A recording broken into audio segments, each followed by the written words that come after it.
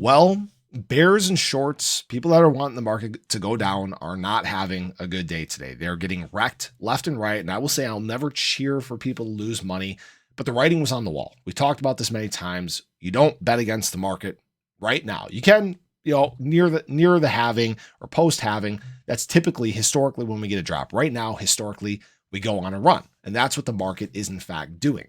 Now, I made this video about ADA yesterday. It was my very first one of the day. I did it 23 hours ago. And what we've experienced over the last 24 hours is exactly what I said would happen in this video. Now, many of you guys probably caught it, but I want to just refresh everyone. And right now, this is where it looks like ADA is a big value buy. I think I made a couple comments about this on comments this morning, but when ADA usually does this, it becomes a value buy. Now, this is not financial advice. People can do what they want, but the thing is people who are building their banks for the future realize the value that's there and that this shouldn't be happening, and they get an opportunity at a discount. So they buy this up. We get a nice little pop. ADA will probably, I'm guessing, run at a higher rate. It'll be the best performer for a day in the top 20 coins. Now, do you hear what I said? ADA will likely be the best performer in the top 20 coins. And lo and behold, when you look at the charts, ADA is the best performer in the top 20 coins. So I don't have a crystal ball. I'm not from the future. There's no guarantees in crypto or anything like that. But I really want people to think about this. We've seen this happen time and time again. And that's why I've said that, people that have been saying, oh yeah, ADA looks weak and the ADA charts look like they're going to fall out and all these things. Stop it. Shut up. You don't know what you're talking about. We were able to predict this within 24 hours of this happening. Okay. ADA is very, very consistent. Alts, they do want to go on a bit of a run right now. Some are lagging, some are moving faster. It is what it is.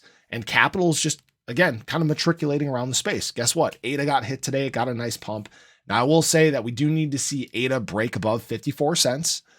Actually, realistically, we need it to be at about 56. That would be a really good confirmation for ADA. Regardless of whether we get that or not, right now, we're back on track when it comes to price. You can see that we're back up at our trend lines. We're looking like we should continue this third leg of our 5-wave, which is exciting, setting us up well before the Bitcoin halving.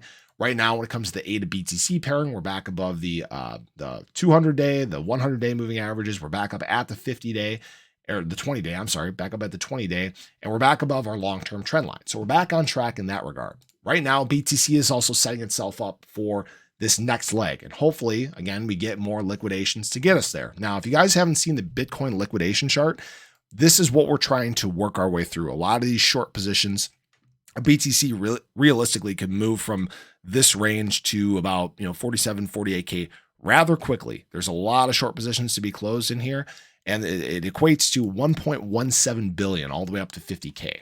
Now, the thing that I do like to see is to the downside here, you can see that the amount of long liquidations would be a lot smaller. All right. Which means that the likelihood of moving to the upside faster is much higher than moving to the downside faster. Okay. That's what I wanted to share with you guys.